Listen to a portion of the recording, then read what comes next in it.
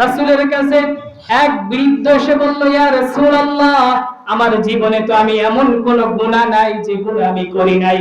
আমার গুনাহ যদি এক জায়গায় করা হয়, এই গুনাহ দিয়ে পৃথিবীটাকে ঢেকে দেওয়া যাবে। কি বলতেছে? আমার গুনাহ দিয়ে পৃথিবী ঢেকে ফেলা যাবে, এত গুনাহ করেছি, এমন কোন গুনাহ নাই যেটা আমার লিস্টে নাই।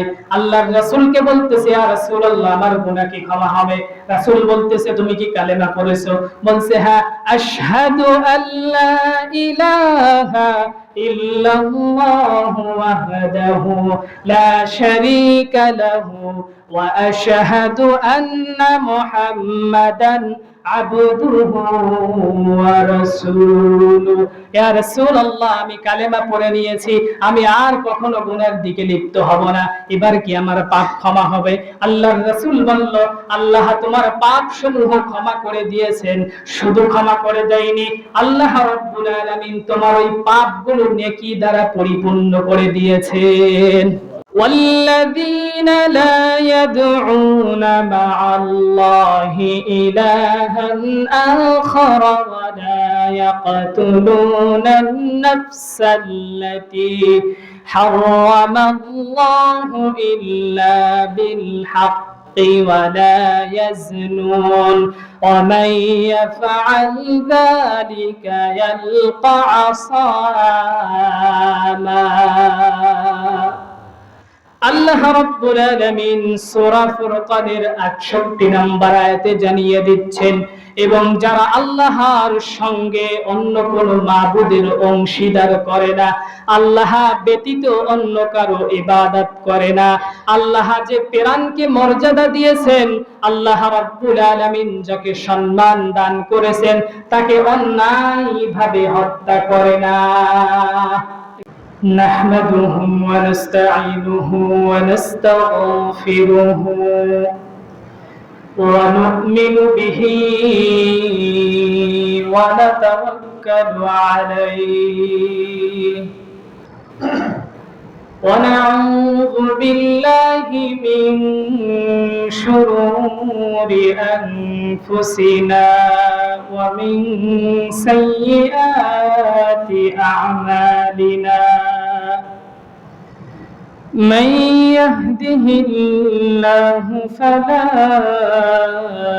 مضل له ومن يضلله فلا هادي له، ونشهد أن لا إله إلا الله وحده لا شريك له، ونشهد أن سيدنا وسندنا وحبيبنا محمدا عبد الله ورسوله الذي أرسله بالحق بشيرا ونذيرا وداعيا إلى الله بإذنه وسراجا وقمرا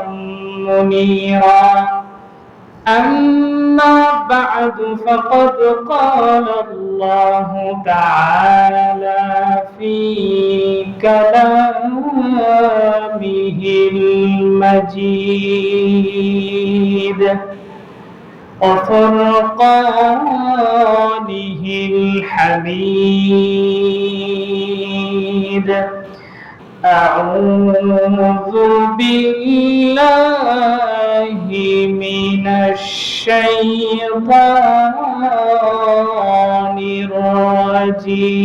الرجيم. بسم الله الرحمن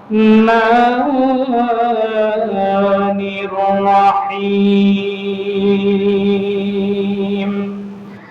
إن الله وملائكته يصلون على النبي يا أيها الذين آمنوا صلوا عليه وسلموا تسليما اللهم صل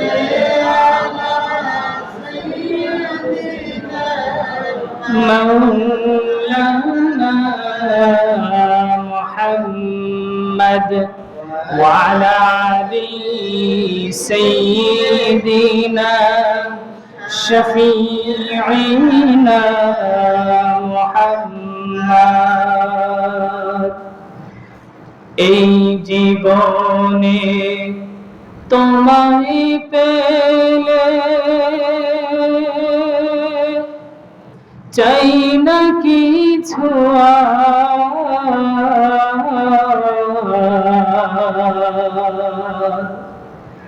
এই জীবনে তোমায় পেলে চাই না কিছু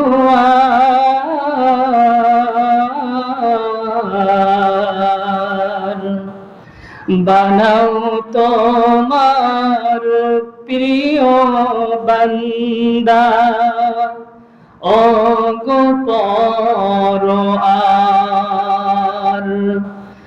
বানাও তোমার প্রিয় বান্দা ও গো পরোয়ার سبحانك لا علم لنا إلا ما علمتنا إنك أنت العليم الحكيم رب اشرح لي صدري ويسر لي أمري واحلل عقدة من لساني يفقه قولي শুকরিয়া আদায় করে নিচ্ছি মস্তক অবনত চিত্রে সেই মহান রব্বুল আলামিনের দরবারে যে রব্বে কারীম আমাদেরকে সুস্থতার সহিত দীর্ঘ একটা সপ্তাহ পরে জুমার দিনে নেক আমলের উদ্দেশ্যে সিজদার উদ্দেশ্যে আল্লাহ রাব্বুল আলামিনের কাছে মাথা অবনত করার উদ্দেশ্যে আসার বসার কিছু কথা বলা এবং শোনার তৌফিক দান করতেছেন সেই মহান মানিবের দরবারে দিল থেকে জবান ছেড়ে কালিমাতুশ শুকরিয়া আদায় করে নিচ্ছি আলহামদুলিল্লাহ। আল্লাহ রাব্বুল আলামিনের প্রিয় বান্দা হওয়ার প্রয়োজন আছে কি নেই? আছে না? আমরা সবাই হতে চাই। অবশ্যই আল্লাহর প্রিয় যদি একবার হয়ে যেতে পারি তাহলে এই জীবনে আর কিছু প্রয়োজন আছে? আর কিছু প্রয়োজন নেই। এজন্য আল্লাহর প্রিয় বান্দা হতে হবে। আর আল্লাহর প্রিয় বান্দা হওয়ার জন্য কিছু পদ্ধতি অবলম্বন করতে হবে, অবশ্যই করতে হবে না? সেই পদ্ধতিতে হবে কি মন গড়া নাকি কোরআন সুন্নাহ মোতাবেক? কোরআন সুন্নাহ মোতাবেক হতে হবে। আল্লাহ রাব্বুল আলামিন কোন পথ অবলম্বন করতে বলেছেন, কিভাবে চললে আমরা আল্লাহর প্রিয় বান্দা হতে পারবো, এটা কোরআনের মধ্যে আছে কি নেই? সেই কথা আমরা আজকে জানার চেষ্টা করব। আল্লাহ রাব্বুল আলামিন 8টি আমল দিয়েছেন, যে 8টি আমল যদি করে কোনো বান্দা তাহলে সে আমার প্রিয় একজন বান্দা হতে পারবে। কয়টি আমল? 8টি আমল। আল্লাহ রাব্বুল আলামিন কোরআনুল কারীমে সূরা ফুরকানে এই কথা জানিয়ে দিয়েছেন। আল্লাহ রাব্বুল আলামিন কোরআনুল কারীমের 25 নম্বর সূরা সূরা আল ফুরকানের 63 নম্বর আয়াতে জানিয়ে দিয়েছেন ওয়া ইবাদুর রাহমানিল্লাযীনা ইয়ামশুনা আলাল আরদি হাওনা ওয়া ইযা খাতাবাহুমুল জাহিলুনা ক্বালু সালামা। আল্লাহ রাব্বুল আলামিন জানিয়ে দিচ্ছেন রহমানের প্রিয় বান্দা হলো তারাই যারা পৃথিবীতে নম্রভাবে বিচরণ করে। কিভাবে বিচরণ করে? নম্র ভদ্রভাবে বিচরণ করে, চলাফেরা করে। তাদের সাথে যখন মূর্খরা কথা বলে, তাদের সাথে যখন অসচেতন ব্যক্তি কথা বলে, তখন তারা তাদেরকে বলে সালাম। কি বলে? সালাম। অর্থাৎ তারা দ্বন্দ্ব, ফেসাদ, সমস্যার মধ্যে যাইতে চায় না, মারামারি, হানাহানি এইসবের মধ্যে যায় না। আল্লাহর প্রিয় বান্দা যারা আছে তারা সব সময় দ্বন্দ্ব থেকে, গালিগালাজ থেকে, মারামারি থেকে, হানাহানি থেকে ফিরে থাকে। যদি কোনো মূর্খ ব্যক্তি তার সঙ্গে গায়ে ঠেলে ঝগড়া করতে আসে, ঝামেলা করতে আসে, সমস্যা করতে আসে, তাহলে আল্লাহর ওই প্রিয় বান্দা বলে দেয় সালাম। কি বলে দেয়? সালাম। অর্থাৎ তোমার উপর শান্তি বর্ষিত হোক, তুমি ভালো থাকো, আমি আমার মতো থাকি, তুমি তোমার মতো থাকো। কিন্তু তারপরেও তার সাথে ঝগড়া বিবাদে লিপ্ত হয় না। কারা লিপ্ত হয় না? আল্লাহর প্রিয় বান্দা যারা। এটা কার কথা? আল্লাহর কথা। অর্থাৎ 1 নম্বর পয়েন্টে আল্লাহ রাব্বুল আলামিন জানিয়ে দিয়েছেন, জমিনের মধ্যে নম্র ভদ্রভাবে যারা বিচরণ করে, যারা শান্তিভাবে বিচরণ করে, ঝামেলা, ফিতনা, ফেসাদ সৃষ্টি করে না, তারা হলো আল্লাহর কি বান্দা? প্রিয় বান্দা। তারা হলেন আল্লাহর প্রিয় বান্দা, যারা কোনো ধরনের সমস্যা, মারামারি, হানাহানি করতে চায় না। এরকম মানুষ আছে না সমাজের মধ্যে? গায়ে ঠেলে ঝগড়া করে, আছে কি নেই? অন্যের আইল ঠেলে খায়, নিজের জমি আছে এতটুকু নিয়ে শান্তিতে থাকতে চায় না, আবার পাশের বাড়ির জমিও কেড়ে নিতে চায়। এরকম আছে কি নেই? এরা হলো আসলে সমাজের মধ্যে ফিতনা সৃষ্টি করে। আর আল্লাহ রাব্বুল আলামিন বলেছেন, এদেরকে তোমরা জানিয়ে দাও কি?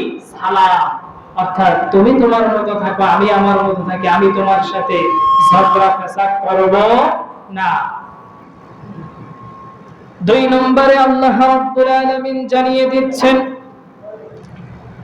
আল্লাহর প্রিয় বান্দা হলো তারা যারা জমিনের মধ্যে মারামারি থেকে বেঁচে থাকে, হানাহানি থেকে বেঁচে থাকে, এবং ওয়াল্লাযীনা ইয়াবিতুনা লিরাব্বিহিম সুজদাও ওয়া কিয়ামা, যারা সিজদা করে। কি করে? সিজদা করে, অর্থাৎ মস্তক অবনত চিত্তে আল্লাহর কাছে নিজেকে সমর্পণ করে, আত্মসমর্পণ করে। এরকম কিছু বান্দা আছে না জমিনের মধ্যে?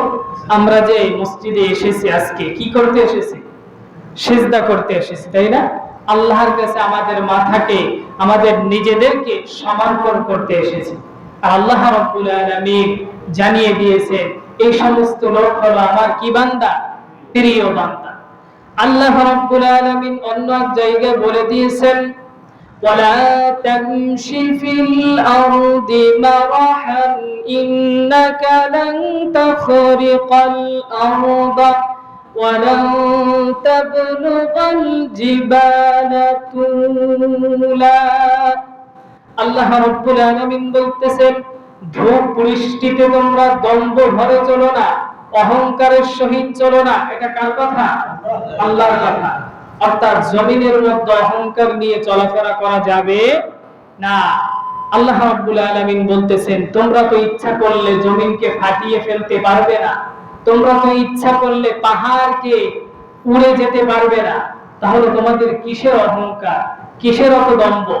তোমাদের কোনো অহংকার করা যাবে না। তোমরা জমিনের মধ্যে চলবে নম্রভাবে, ভদ্রভাবে। তাহলে আল্লাহ রাব্বুল আলামিন 1 নম্বর পয়েন্টে বললো হলো, তোমরা জমিনের মধ্যে চলবে কি? নম্র, ভদ্রভাবে, শৃঙ্খলা বজায় রেখে চলবে। তোমরা কখনো মারামারি, হানাহানি করবে না। তোমরা জমিনের মধ্যে, ভূপৃষ্ঠের মধ্যে অহংকার, দ্বন্দ্ব ধরে চলাফেরা করো না। কারণ তোমরা তো কখনো এই জমিনকে ফাটিয়ে ফেলতে পারবে না, তোমরা তো কখনো আমার এই উঁচু পাহাড়কে উড়ে যেতে পারবে না। কখনো কোনো মানুষের পক্ষে সম্ভব না। যেহেতু সম্ভব না, সেহেতু তোমরা অহংকার করতে পারো না। 2 নম্বরে আল্লাহ রাব্বুল আলামিন বলছে, ওয়াল্লাযীনা ইয়াবতাগুনা লিরাব্বিহিম সুজদাও ওয়া কিয়ামা, যারা জমিনের মধ্যে আমার কাছে সিজদা করে, যারা জমিনের মধ্যে আমার কাছে নিজেকে সমর্পণ করে, যে কোনো সমস্যার মধ্যে পড়ুক না কোনো বান্দার, সঙ্গে সঙ্গে আমার কাছে মাথা অবনত করে, মস্তক অবনত চিত্রে আমার কাছে এসে আত্মসমর্পণ করে, আমার কাছে এসে নিজেকে সমর্পণ করে দেয়, এই বান্দাগুলো হলো আমার কাছে জমিনের মধ্যে প্রিয় বান্দা। এই কথা কার? আল্লাহ রাব্বুল আলামিনের। আল্লাহ রাব্বুল আলামিন অন্য এক জায়গায় বলতেছেন, تتجافى جنوبهم عن المضاجع يدعون ربهم خوفا وطمعا ومما رزقناهم ينفقون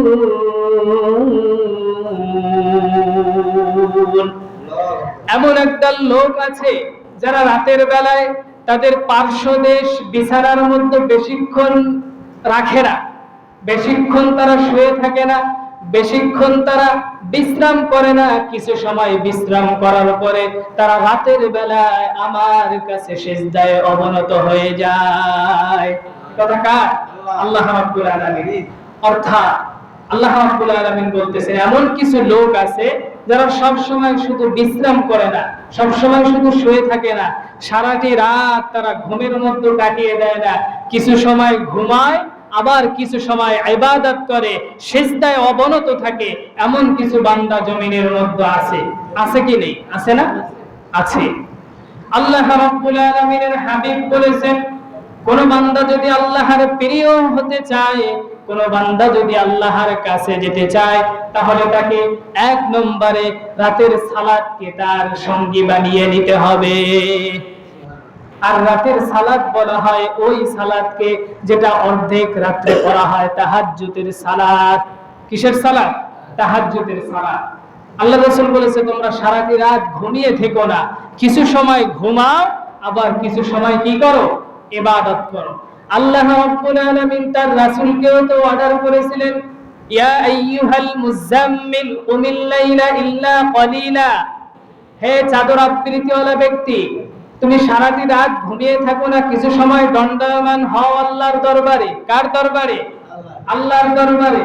আল্লাহর রাসূল যদি সারা রাত না ঘুমায়, আল্লাহর সামনে কিছু সময় দণ্ডায়মান হয়, কিছু সময় সিজদা করে, কিছু সময় জিকির করে, কিছু সময় তাসবিহ তাহলিল করে, কিছু সময় কোরআন তেলাওয়াত করে, আবার যখন ক্লান্ত হয়ে যায় কিছু সময় বিশ্রাম করে, তাহলে আমাদের জন্য কি সারা রাত ঘুমানোর জন্য দিয়েছেন? দিয়েছেন না। যদি সারা রাত ঘুমাই তাহলে কি আল্লাহর প্রিয় বান্দা হতে পারবো? পারবো না। এমন লোক আছে না যে সেই সন্ধ্যার সময় ঘুমায়, তার রাতের সালাত তো পড়েই না, তাহাজ্জুদের সালাত তো দূরের কথা, ফজরের সালাতটা পর্যন্ত পড়ে না। আছে কি নেই? আছে। প্রায় সকাল 10টা বেজে যায় তার ঘুম থেকে উঠতে। এমন সাহেব আছে না? আছে। কিন্তু সে দাবি করে কি আমি মুসলমান। আছে কি নেই? গাজীরগঞ্জে আছে না? অবশ্যই আছে। কিন্তু আল্লাহর রাসূল বলেছেন তোমরা রাতের সালাত বেশি বেশি আদায় করো, কারণ রাতের সালাতের মধ্যেই রয়েছে মর্যাদা, রাতের সালাতের মধ্যে রয়েছে রিজিক, রাতের সালাতের মধ্যে রয়েছে সম্মান। আল্লাহর প্রিয় যদি রাতের সালাত আদায় করে হয়ে যেতে পারো, তাহলে আল্লাহ রাব্বুল আলামিন তোমার প্রিয় হয়ে যাবে। আর আল্লাহ যদি কারো প্রিয় হয়ে যায়, আর আল্লাহর যদি কোনো বান্দা প্রিয় হয়ে যায়, তার দুনিয়াতে আর কোনো কিছুর প্রয়োজন নাই। আছে? প্রয়োজন নাই। আপনার যা প্রয়োজন আল্লাহর কাছে বলবেন, আল্লাহ ব্যবস্থা করে দেবেন। আপনার যে কোনো সমস্যা রাতের বেলা দাঁড়িয়ে আল্লাহর কাছে চান, আল্লাহ সমাধান করে দিবেন। আল্লাহর রাসূল বলেছেন অর্ধ রজনীতে আল্লাহ রাব্বুল আলামিন প্রথম আসমানে এসে বান্দাদেরকে ডাকে, ও বান্দা তোমার কি লাগবে আমার কাছে চাও। কার কি লাগবে? কার সন্তান লাগবে, কার চাকরি লাগবে, কার ছেলে মেয়ে বিবাহ দিতে পারতেছো না, কার ব্যবসা লাগবে, কার টাকা পয়সা লাগবে, কোন সমস্যার মধ্যে আছো বান্দা, আমি তো তোমাকে দেওয়ার জন্য প্রস্তুত। তুমি একবার আমার কাছে সিজদায় অবনত হও, দুই চোখের থেকে তুমি একটু 2 ফোঁটা চোখের পানি ছেড়ে আমার কাছে আর্তনাদ করো, আমার কাছে তোমার সমস্যাগুলো তুলে ধরো, আমি রব তোমার জন্য দেওয়ার জন্য প্রস্তুত রয়েছি। এই কথা কার? আল্লাহ। কিন্তু আমরা রাতের বেলা শুধু ঘুমিয়েই কাটিয়ে দিই।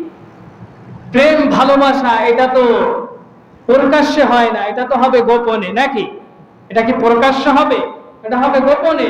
আল্লাহর সঙ্গে আপনি প্রেম করবেন, ভালোবাসা করবেন, আর আল্লাহর সঙ্গে ভালোবাসা প্রেম করার থেকে মজা আর কিছুতে আছে নাকি? আপনি কিছু সময় দেখেন এক কর্নারে বসে জিকির করেন, আপনার মধ্যে একটা শান্তি লাগবে, একটা আলাদা একটা আনন্দ ফিল হবে, মনটা দেখবেন শীতল হয়ে যাবে। আপনি যখন কোরআন তেলাওয়াত করবেন দেখবেন চোখটা শীতল হয়ে যাবে। হবে কি হবে না? দেখবেন মসজিদের মধ্যে যখন জুমার দিনে মানুষজন আসে, মাহফিলের প্যান্ডেলে যখন মানুষজন মাহফিল শুনতে যায়, ওয়াজ শুনতে যায়, অধিকাংশ মানুষেরই ঘুম চলে আসে। আসে কি নেই? আসে না?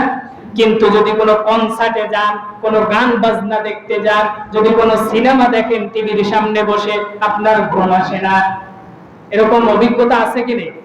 ঘুম আসে না। কারণ হলো একটাই, যখন আপনি সিনেমা দেখেন, যখন আপনি ড্যান্স দেখেন, কনসার্ট দেখেন, তখন আপনার অন্তরটা লাফাতে থাকে, ছটফট করতে থাকে, আল্লাহর কাছে শুধু আর্তনাদ করতে থাকে, আল্লাহ এ কি অবস্থা, কার কাছে আমাকে পাঠিয়েছে, তো শুধু গুনার কাছে লিপ্ত হয়ে আছে, এজন্য আপনার ঘুম আসে না। কিন্তু যখন কোরআনের মজলিসে বসেন, মসজিদের মধ্যে আসেন, কোরআনের কথা শোনার সঙ্গে সঙ্গে আপনার অন্তর শীতল হয়ে যায়, মনটা নরম হয়ে যায়, আর চোখের মধ্যে ঘুম চলে আসে। আসে কি আসে না? এইটাই কারণ। এজন্য আল্লাহ রাব্বুল আলামিন বলেছে, তোমরা কোরআন তেলাওয়াত করো, জিকির আজকার করো, রাতের বেলায় কিছু সময় সালাত আদায় করো, কিছু সময় বিশ্রাম করো। এজন্য সারা রাত কি ঘুমানো যাবে? যদি ঘুমায় আল্লাহর প্রিয় বান্দা হতে পারবো? তাহলে 2 নম্বর আমল কি? রাতের বেলা সালাত আদায় করতে হবে। কোন সময়? রাতের সালাত আদায় করতে হবে। 3টার সময় উঠে যখন সব মানুষ ঘুমিয়ে আছে, আপনি ওযু করে নীরবে 2 রাকাত সালাত আদায় করে সিজদায় করে চোখের পানি ছেড়ে দেন, দেখেন আল্লাহ রাব্বুল আলামিন আপনার অভাব দূর করে কি করে না। আপনি তো একবারও দেখেন না পরীক্ষা করে, তাহলে আপনি কিভাবে আল্লাহর কাছে পাবেন? শুধু সারা দিন পরিশ্রম আর পরিশ্রম, রাতের বেলায় সারা রাত নাক টেনে ঘুম, আবার সকাল বেলায় পরিশ্রম শুরু, কিন্তু বলেন আমার তো অভাবই যায় না। বলে কি বলে না? যাবে কিভাবে? আপনি তো আল্লাহর কাছে চাওয়ার মতো চাইতে পারেন না। চাওয়ার মতো চাইতে পারলে দেবে নাকি আবার? এরকম আছে? আল্লাহ রাব্বুল আলামিন বলে, আমি তো দেওয়ার জন্য সবসময় প্রস্তুত থাকি, বান্দা তো আমার কাছ থেকে চেয়ে নিতে পারে না। দুনিয়ার মানুষের কাছে চাইলে রাগ হয়, আর আল্লাহ রাব্বুল আলামিন এমন এক বান্দা, এমন এক সৃষ্টিকর্তা, তার কাছে চাইলে তিনি খুশি হয়ে যায়। এই হলো আমাদের রব, এই হলো আমাদের সৃষ্টিকর্তা, যার কাছে চাইলে খুশি হয়, কিন্তু আমরা তার কাছে চাই না। যার কাছে চাইলে বেজার হয়, আমরা বারবার ঘুরে ঘুরে তার কাছেই যাই। 500 টাকা লাগবে, আমরা দুনিয়ার মানুষের কাছে এমন কারো কাছে যাইতে বাকি রাখি না, কিন্তু ওই ব্যক্তির কাছে যদি জিজ্ঞাসা করেন, সে একবারও আল্লাহর কাছে 2 হাত তুলে চায়নি যে আল্লাহ আমাকে ব্যবস্থা করে দেন। আল্লাহ পারে কি পারে না? আপনি যার কাছে গেছেন, তার কাছে যাওয়ার আগে যখন আল্লাহর কাছে যাবেন, আল্লাহ ওই ব্যক্তির মনটা নরম করে দিবে, অটোমেটিক তার সঙ্গে দেখা করার সাথে সাথে সে আপনাকে টাকা বের করে দিবে। কিন্তু আপনি যদি আল্লাহর কাছে না চেয়ে তার কাছে গিয়ে সারাদিন তেল মালিশ করেন, টাকা কি বের হবে? বের হবে না। এটা একটা সামান্য উদাহরণ। শুধু টাকা নয়, যে কোনো সমস্যার সমাধান দিতে পারে একমাত্র তিনি কে? কেউ যেটা পারে না, পারে কে? আল্লাহ। আমাদের রিজিক দেয় কে? আল্লাহ। আমাদেরকে সুস্থ রেখেছেন কে? আল্লাহ। আমাদের যে কোনো সমস্যা থেকে উঠিয়ে আনতে পারে একজন, তিনি কে? আল্লাহ। এমনও মানুষ আছে হয়তো সারাদিনের মধ্যে একবার মহাব্বতের সহিত দিল থেকে আল্লাহকে ডাকও দেয় না। আছে কি নেই? আছে। তাহলে কিভাবে আপনি আল্লাহর কাছে পাবেন? এজন্য প্রিয় বান্দা হতে হলে আপনাকে অবশ্যই রাতের সালাত, নফল ইবাদতের মধ্যে লিপ্ত হতে হবে। এ কথা কার? আল্লাহ রাব্বুল আলামিনের। আল্লাহ রাব্বুল আলামিন কোরআনুল কারীমের সূরা ফুরকানের 67 নম্বর আয়াতে জানিয়ে দিয়েছেন, 3 নম্বর পয়েন্ট, 3 নম্বর আমল, والذين إذا أنفقوا لم يسرفوا ولم يقتروا وكان بين ذلك قواما। আল্লাহ রাব্বুল আলামিন বলেন, এবং যখন তারা ব্যয় করে তখন অপব্যয় করে না, কার্পণ্য করে না। এ কথা কার? আল্লাহর। বরং তারা মধ্যম পন্থা অবলম্বন করে। আল্লাহ রাব্বুল আলামিন বলছেন, যখন বান্দারা ব্যয় করে তখন কি করে না? অপব্যয় করে না, অপচয় করে না।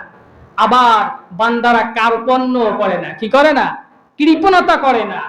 বান্দারা তার মনকে খুলে দিয়ে, তার হাতকে খুলে দিয়ে, উজাড় করে তার যতটুকু সামর্থ্য আছে সবটুকু দিয়ে সে আল্লাহ রাস্তায় ব্যয় করে। এ কথা কার? আল্লাহ রাব্বুল আলামিন।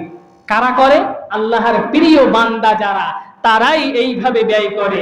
কিন্তু যারা আল্লাহর প্রিয় বান্দা না, এরা দেখবেন শুধু কৃপণতা করে, এরা দান করতে চায় না, এরা আল্লাহ রাস্তায় ব্যয় করতে চায় না। অসহায় মানুষ তার বাড়ির পাশে না খেয়ে আছে, কিন্তু সে কখনো খবর রাখে না। সে 3 বেলা গরুর গোশত দিয়ে ভাত খায়, পাশের বাড়ি মরিচ দিয়েও ভাত জোটে না, কিন্তু সে একবার তার বাড়ির পাশে গিয়ে একবার তাকিয়ে দেখে না যে লোকটা কি অবস্থায় আছে।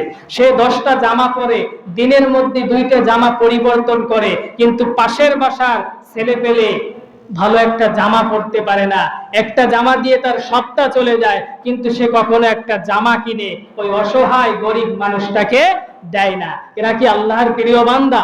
প্রিয় বান্দা নয়। আল্লাহর প্রিয় বান্দা হলো তারা যারা সর্ব অবস্থায় কার্পণ্য না করে, অপচয় না করে তার সম্পদ আল্লাহর রাস্তায় তার সামর্থ্য অনুযায়ী কি করে? ব্যয় করে। এজন্য আমরা যদি আল্লাহর প্রিয় বান্দা হতে চাই, 3 নম্বর আমল আমাদের কি করতে হবে? ব্যয় করতে হবে। কার পথে? আল্লাহর পথে। দান করব কার জন্য? আল্লাহর জন্য। দান থেকে ফিরে থাকবো তাও কার জন্য? আল্লাহর জন্য। পারবো তো সবাই? ইনশাআল্লাহ। 4 নম্বরে আল্লাহ রাব্বুল আলামিন জানিয়ে দিয়েছেন, والذين لا يدعون مع الله إلها آخر ولا يقتلون النفس التي حرم الله إلا بالحق ولا يزنون ومن يفعل ذلك يلقى عصاما। আল্লাহ রাব্বুল আলামিন সূরা ফুরকানের 68 নম্বর আয়াতে জানিয়ে দিচ্ছেন, এবং যারা আল্লাহর সঙ্গে অন্য কোন মাবুদের অংশীদার করে না, আল্লাহ ব্যতীত অন্য কারো ইবাদত করে না, আল্লাহ যে প্রাণকে মর্যাদা দিয়েছেন, আল্লাহ রাব্বুল আলামিন যাকে সম্মান দান করেছেন, তাকে অন্যায়ভাবে হত্যা করে না। এই কথা কার? আল্লাহ রাব্বুল আলামিন। তাহলে আল্লাহর প্রিয় বান্দাদের 4 নম্বর বৈশিষ্ট্য হলো তারা কখনো আল্লাহ ব্যতীত অন্য কোন মাবুদের ইবাদত করে না, অন্য কারো অংশীদার করে না। এবার আপনি তো বলবেন, হুজুর আমি তো আল্লাহ ছাড়া কাউকে সিজদা করি না, আল্লাহ ছাড়া কারো কথা মানি না। আপনি একটু যদি লক্ষ্য করেন, আপনার জীবনে 95% মানুষই আল্লাহর পরিপূর্ণ আইন মানে না, পরিপূর্ণভাবে আল্লাহর দাসত্ব করে না, সে দাসত্বের মধ্যে অন্য মানুষের দাসত্ব ঢুকে আছে। আপনি যদি লক্ষ্য করেন, রাজনীতিক অঙ্গনে আপনি যখন ঢুকে যাবেন, সামাজিক অঙ্গনে আপনি যখন ঢুকে যাবেন, অর্থনীতি অঙ্গনে আপনি যখন ঢুকে যাবেন, ব্যবসায়িক অঙ্গনে আপনি যখন ঢুকে যাবেন, তখন দেখবেন আল্লাহ রাব্বুল আলামিন যেটা বলেছেন সেটার বিপরীতে মানুষ যে আইন প্রণয়ন করেছেন, ব্রিটিশ আইনকে আপনি মেনে নিয়ে জমিনের মধ্যে পূর্তি করতেছেন। আছে কি নেই? আল্লাহ রাব্বুল আলামিন বলেছেন, তোমরা ইসলামী রাজনীতি করো, তোমরা কোরআনের রাজনীতি করো, কোরআন সমাজের মধ্যে প্রতিষ্ঠা করো। যেখানে দেখবে আল্লাহ বলেছেন ইনসাফ আছে, ওখানে তোমরা ঢুকে পড়ো। যেখানে দেখবে ন্যায় নীতি আছে, যেখানে দেখবে আমার আইন প্রতিষ্ঠার কাজ চলে, ওখানে তোমরা ঢুকে পড়ো। কিন্তু অধিকাংশ মানুষ দাবি করে আমি মুসলমান, দাবি করে আমি আল্লাহর ইবাদত করি, কিন্তু ওই আল্লাহ বলেছেন তোমরা অন্যায়ভাবে মানুষের প্রতি জুলুম করো না, এমন রাজনীতি করো না, এমন অর্থনীতি করো না, এমন সমাজনীতি করো না যেগুলো আমার আইনের সঙ্গে সংঘর্ষ। কিন্তু অধিকাংশ মানুষ সেগুলো মেনে নিয়েছে। নিয়েছে কি নেয়নি? নিয়েছে না? তার এই কথাগুলো শুনলে ভালো লাগে, কিন্তু সেগুলো মানতে চায় না। আছে কি নেই? আপনি যতই বলেন না কেন, সে তার দলকে ছেড়ে দিতে পারবে না। এতটা ভালোবাসা যাবে না। আল্লাহ রাব্বুল আলামিন বলেছেন ভালোবাসবা আল্লাহর জন্য, ছেড়ে দেবাও কার জন্য? আল্লাহর জন্য। এজন্য তোমরা শুধুমাত্র আল্লাহরকে সিজদা করলে হবে না, আল্লাহর প্রত্যেকটা আইন মেনে নেয় আল্লাহর ইবাদত করা। ইবাদত কাকে বলে, দাসত্ব কাকে বলে, এটা কি বুঝতে হবে আপনাকে। গোলামি কাকে বলে? আল্লাহ রাব্বুল আলামিন বলেন মাবুদের ইবাদত করো, মানে কি? মাবুদ আপনার জীবনের দোলনা থেকে নিয়ে মৃত্যু পর্যন্ত, রান্নাঘর থেকে নিয়ে সংসদ ভবন, যত আইন প্রণয়ন করে দিয়েছেন, যত কথা বাতিয়ে দিয়েছেন, প্রত্যেকটা আইন আল্লাহর মত অনুযায়ী মেনে নেওয়ার নামে আল্লাহর দাসত্ব, আল্লাহর গোলামি।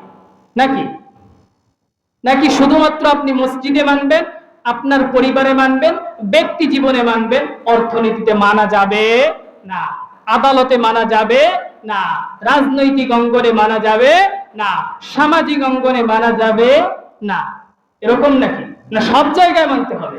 সব জায়গায় যখন মানবেন তখনই আপনি আল্লাহর প্রিয় বান্দা হতে পারবেন। এ কথা কার?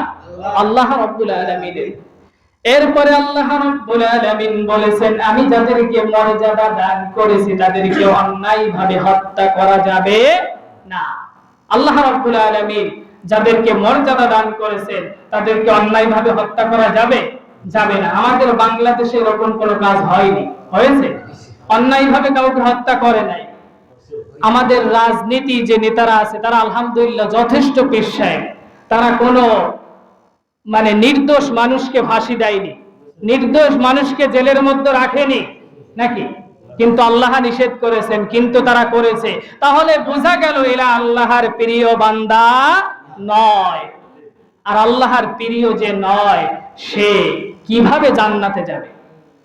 জান্নাতে যাওয়া সম্ভব নয়। এজন্য আল্লাহর প্রিয় বান্দা হতে হলে প্রত্যেকটা কথাকে পরিপূর্ণভাবে মেনে নিতে হবে, তখনই আপনি আল্লাহর প্রিয় বান্দা হতে পারবেন, এছাড়া হওয়া সম্ভব নয়।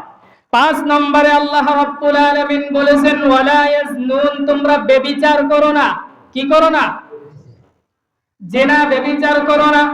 কোরআনুল কারীমে আল্লাহ রাব্বুল আলামিন অন্য এক জায়গায় জানিয়ে দিয়েছেন ওয়ালা তাকরাবুজ জিনা ইন্নাহু কানা ফাহিশাতাও ওয়া সাআ সাবিলা।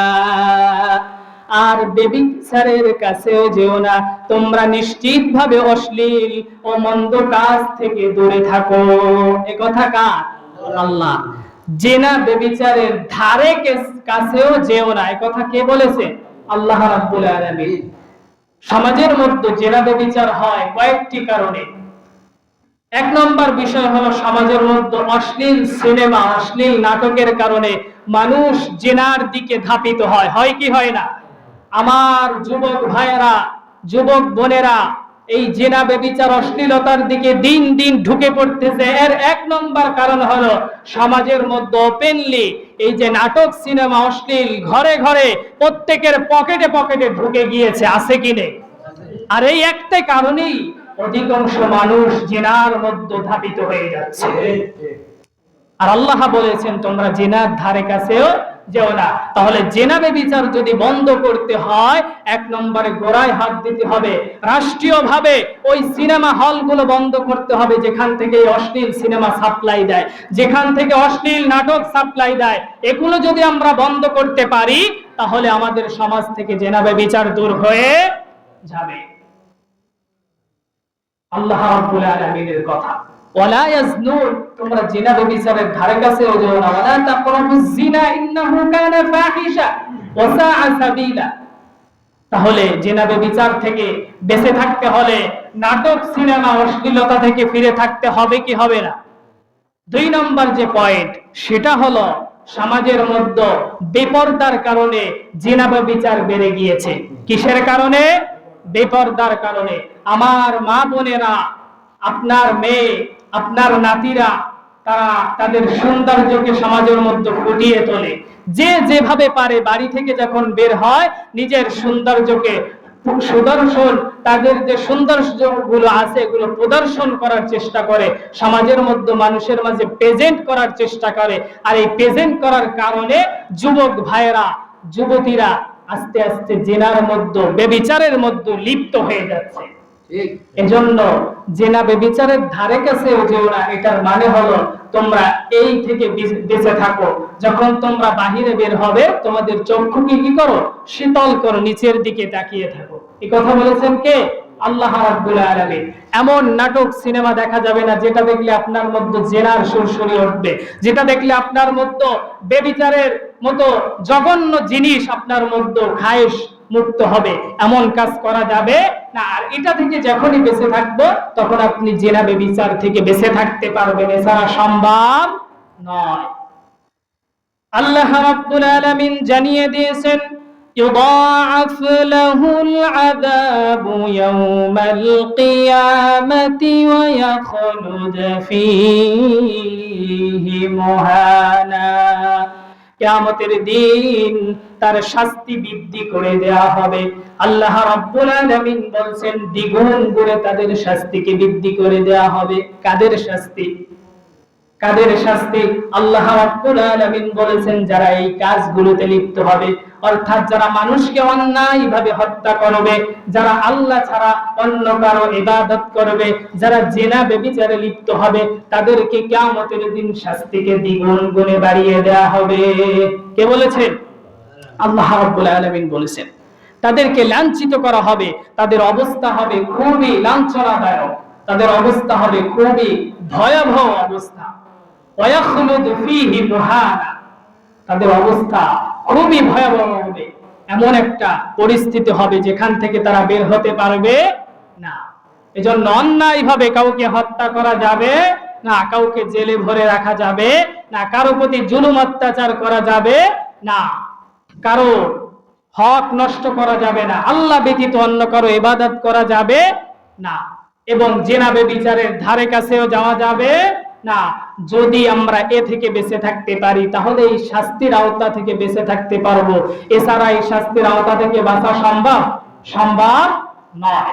আল্লাহ রাব্বুল আলামিন বলেছেন, ইল্লা মান তাবা ওয়া আমানা ওয়া আমিলা সালিহান ফাউলাইকা ইউবাদদিলুল্লাহু সাইয়্যাতিহিম হাসানাত ওয়া কানাল্লাহু গফুরার রহিমা। আল্লাহ রাব্বুল আলামিন বলেছেন, তোমরা ভুল করে ফেলেছো, তোমরা পাপ করে ফেলেছো, তোমরা চিন্তা করো না আমি রব তোমাদের পাপ সমূহ ক্ষমা করব না। এরকম চিন্তা করে তোমরা আবার পাপের মধ্যে লিপ্ত হয়ো না। আল্লাহ রাব্বুল আলামিন বলতেছেন, যারা তওবা করে, বিশ্বাস স্থাপন করে, সৎ কর্ম করে, আল্লাহ তাদের গুনাহ সমূহ পুণ্য দ্বারা পরিবর্তন করে দেয়। সুবহানাল্লাহ। আপনি যদি পাপ কাজ করেন, ভুল কাজ করেন, তাহলে যদি চিন্তা করেন এই ভুল থেকে হয়তো ক্ষমা পাওয়ার কোনো লাইন নাই, আবারও পাপ কাজ লিপ্ত হয়ে যায়, এটা চিন্তা করা যাবে না। কারণ আল্লাহ বলেছেন, এরকম চিন্তা ভুলেও করো না, তোমাদেরকে অবশ্যই আমি ক্ষমা করার জন্য বসে আছি। ভুল করেছো, পরিপূর্ণভাবে আমার দিকে ফিরে আসো, পরিপূর্ণভাবে একীরের সহিত ফিরে আসো যে আর কখনো গুনাহ করব না। তাহলে আমি রব তোমাকে গুনাহ তো মাফ করব, সঙ্গে সঙ্গে আমি তোমার গুনাহগুলো নেকি দ্বারা পরিবর্তন করে দেব। সুবহানাল্লাহ। কার কথা? আল্লাহর কথা। তাহলে বোঝা গেল, যেহেতু আমাদের জীবনে সবারই গুনাহ আছে, আছে কি নেই? আছে না? তাহলে তওবা করে ফিরে আসতে হবে, দ্বিতীয়বার আর গুনাহর দিকে লিপ্ত হওয়া যাবে না। আশা আছে নাকি? একটা আশা আছে যে আমরা গুনাহ থেকে বাঁচতে পারবো নাকি? আল্লাহ রাব্বুল আলামিন যদি এরকম আশা না দিত, তাহলে দুনিয়ার মানুষ তো ফিরে আসতো না। তারা বলতো, যেহেতু পাপ করে ফেলছে, শাস্তি যেহেতু হবে, তাহলে আরো কিছু করি নাকি? কিন্তু আল্লাহ বলেছেন, না, তোমাদেরকে আমি ক্ষমা করার জন্য বসে আছি। তোমরা যদি আমার কাছে তওবা করতে পারো, আমার দিকে ফিরে আসতে পারো পরিপূর্ণভাবে, আমি তোমাদের জীবনের গুনাহগুলো ক্ষমা করে দিব এবং তোমাদেরকে নেকি দ্বারা পরিপূর্ণ করে দিব। এর থেকে বড় কথা আর কিছু হতে পারে? হতে পারে না। এজন্য যদি আমরা ভুল করে থাকি, যে যে ভুল করেছেন, যে যে গুনাহ করেছেন, এটা তো আপনি জানেন, কেউ না জানলেও। জানেন না? প্রত্যেকটা মানুষ তার জীবনের গুনাহ সম্পর্কে অবগত আছে কি নেই? অবগত আছে না? তাহলে তওবা করতে হবে, ফিরে আসতে হবে। ক্ষমা করে দেবে কে? আল্লাহ রাব্বুল আলামিন। কিন্তু টেনশন করে দ্বিতীয়বার আবার গুনাহে লিপ্ত হওয়া যাবে না।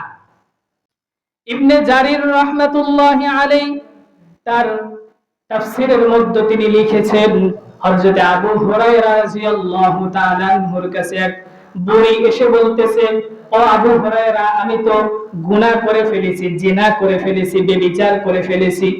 শুধুমাত্র ব্যভিচার করি নাই, ব্যভিচারের কারণে, জিনার কারণে আমার একটা সন্তান এসেছে দুনিয়াতে।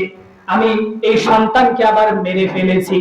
আমি যে পাপ করেছি, এই পাপ কি আল্লাহ রাব্বুল আলামিন ক্ষমা করবে?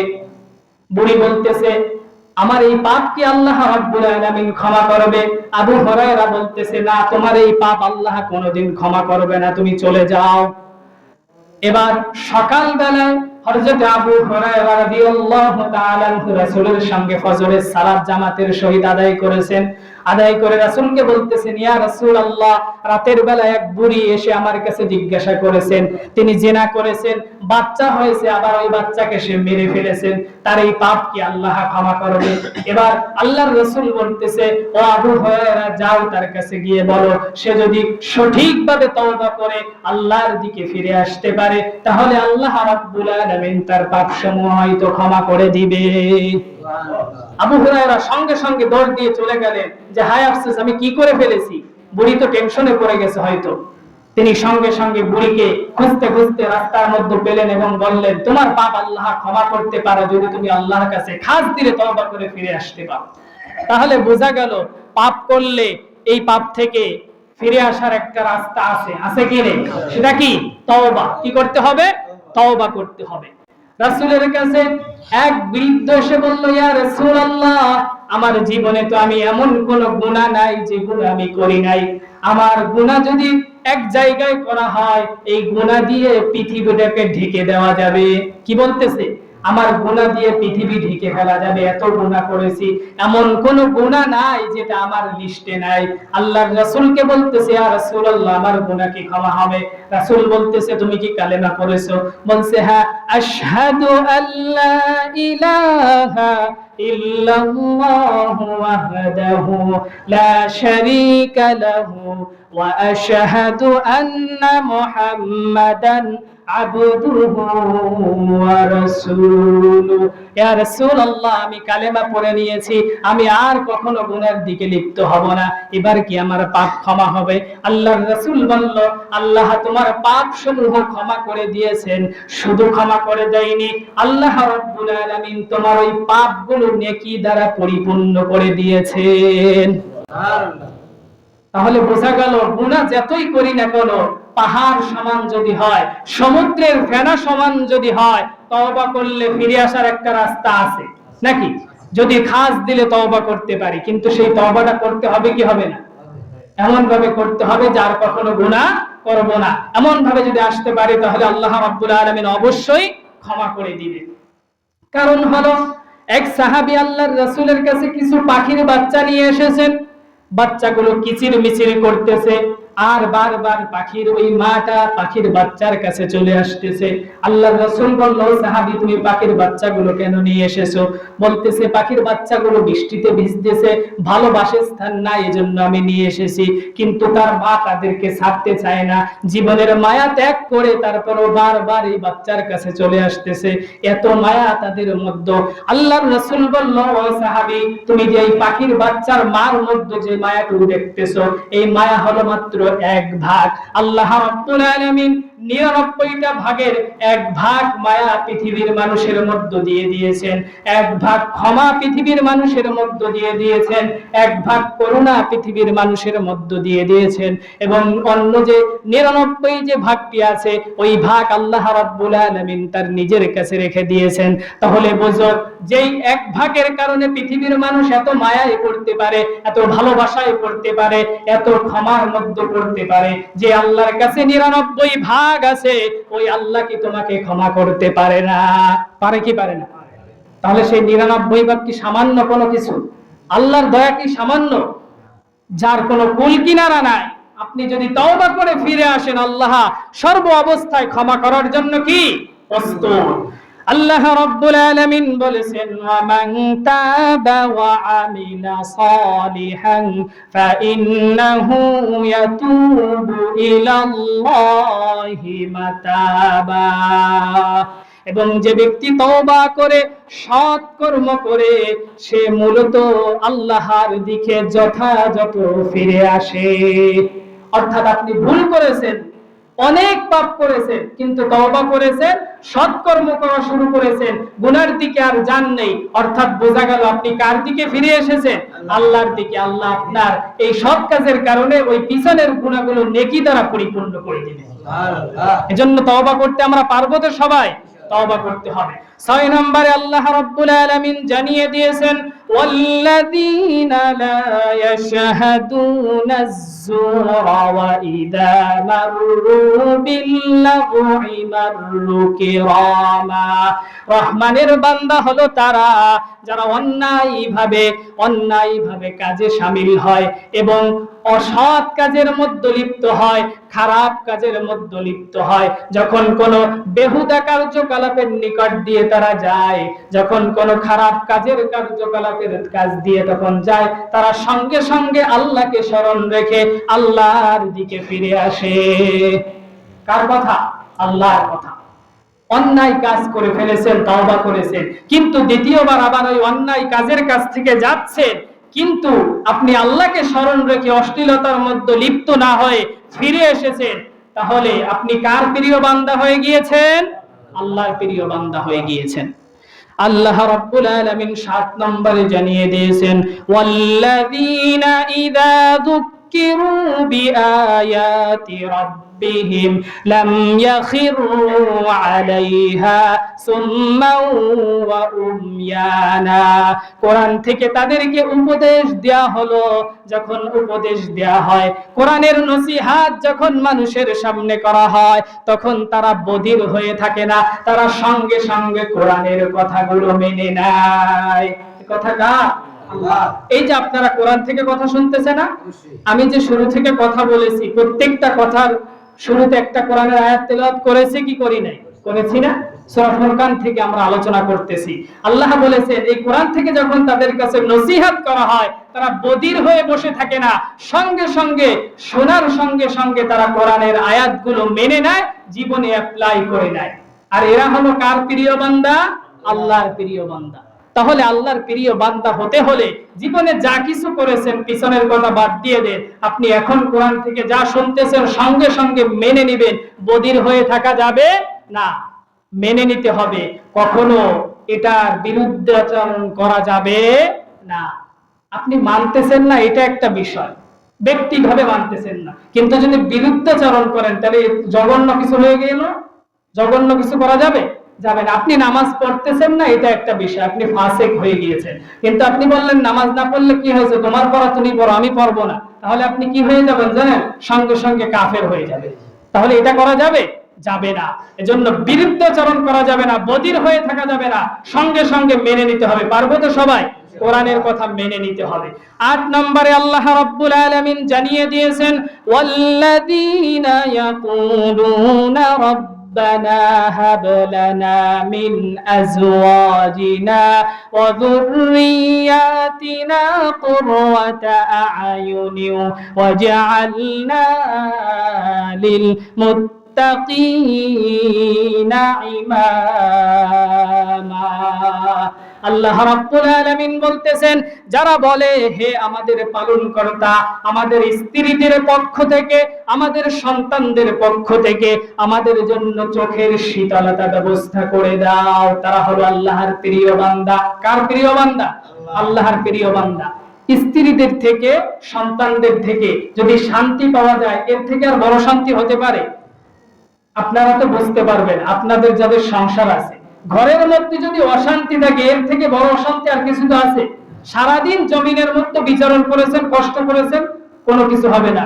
যখন ঘরে আসবেন, যদি আপনার স্ত্রী আপনার সঙ্গে মিষ্টি কথা বলে, এক গ্লাস পানি আগিয়ে দেয়, আপনার সন্তান যদি বাবা বলে ডাক দেয়, ভালো আচরণ করে, আপনার পিছনের সারাদিনের সব কষ্ট আপনি দেখবেন ভুলে যাবে, তাই না? কিন্তু যদি স্ত্রী চিল্লাচিল্লি শুরু করে, এটা আনো নাই, ওটা আনো নাই, এটা নাই, ওটা নাই, সন্তান যদি আপনার সঙ্গে খারাপ আচরণ করে, তাহলে ঘরের মধ্যে শান্তি পাবেন? শান্তি পাবেন না। এজন্য বলেছেন প্রিয় বান্দা হলো তারা যারা স্ত্রীদের কাছ থেকে এবং সন্তানদের কাছ থেকে শীতলতা আমার কাছ থেকে চেয়ে নেয়। কার কাছ থেকে? আল্লাহর কাছ থেকে। তাহলে তারা কার প্রিয় বান্দা হবে? আল্লাহর প্রিয় বান্দা হবে। আমাদেরকে মুত্তাকিদের জন্য আদর্শ স্বরূপ আল্লাহ রাব্বুল আলামিন বানিয়ে দিয়েছেন। এজন্য বলেছেন উলাইকা ইউজজাউনাল গুরফাতা বিমা সাবারু ওয়া ইউলাক্কাউনা ফিহা তাহিয়াতান ওয়া সালামা। আল্লাহ রাব্বুল আলামিন বলতেছেন এরাই হলো তারা যাদেরকে তাদের সবচেয়ে বড় প্রতিদান দান করা হবে, জান্নাতের সুউচ্চ মাকাম দান করা হবে, যাদেরকে আল্লাহ রাব্বুল আলামিন কিয়ামতের দিন একটা বিশাল বড় পেশাব দান করবে, বিশাল বড় একটা অট্টালিকা দান করবে, যেখানে তারা সুন্দরভাবে বসবাস করবে। তাদেরকে ফেরেশতারা সালাম জানিয়ে অভ্যর্থনা জানিয়ে তাদের ঘরের মধ্যে প্রবেশ করিয়ে দিবে। কার কথা? আল্লাহর কথা। যারা এই 8টি আমলে গুণান্বিত হতে পারবে তাদেরকে ফেরেশতারা জান্নাতে কিয়ামতের দিনে বিশাল বড় একটি জান্নাত দান করবে, রাজকীয় একটি ঘর দান করবে এবং ওখানে অভ্যর্থনা জানিয়ে সালাম জানিয়ে ঢুকিয়ে দেবে। এর থেকে বড় নিয়ামত আর কিছু হতে পারে? হতে পারে না। আল্লাহ রাব্বুল আলামিন বলেছেন খালিদিনা ফিহা হাসুনাতু মুস্তাকাররান ওয়া মুকামা। তারা তাতে স্থায়ীভাবে বসবাস করবে, স্থায়ীভাবে জীবন লাভ করবে। অবস্থান স্থান, বাসস্থান, এটা কতই না উত্তম জায়গা। এর থেকে উত্তম জায়গা আর কিছু হতে পারে? হতে পারে না। কিয়ামতের দিনে আপনি যদি একটা জান্নাত পান, বিশাল একটা বাড়ি পান এবং ওখানে যদি অভ্যর্থনা জানায়, এর থেকে আর খুশির কিছু হতে পারে? হতে পারে না। আপনি সামান্য যদি একটু ইউনিয়ন সভাপতি অথবা সেক্রেটারির সাথে থাকেন আর যদি একটা ফুল আপনার কেউ হাতে দেয়, অভ্যর্থনা জানায়, আপনি খুশিতে ফেসবুকে ছবি যে কয়টা সেলফি পোস্ট করেন তার কোনো হদিস নাই। আছে কি নেই? ফেসবুক গরম হয়ে যায় একটা সেলফি অবস্থায়। কারণ হলো সে একটু অভ্যর্থনা পেয়েছে, একটু সভাপতি হয়েছে, একটু সেক্রেটারি হয়েছে, একটু মেম্বার হয়েছে।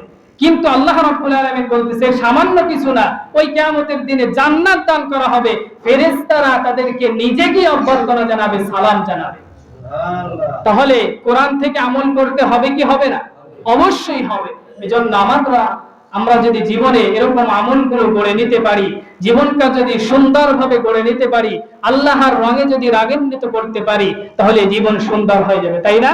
আল্লাহ রাব্বুল আলামিন আমাদেরকে গুনাহ থেকে বেঁচে থেকে আল্লাহর দাসত্ব করার তৌফিক দান করুন।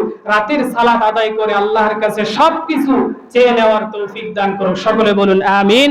সুবহানাকাল্লাহুম্মা ওয়া বিহামদিকা আস্তাগফিরুকা ওয়া আতুবু ইলাইক।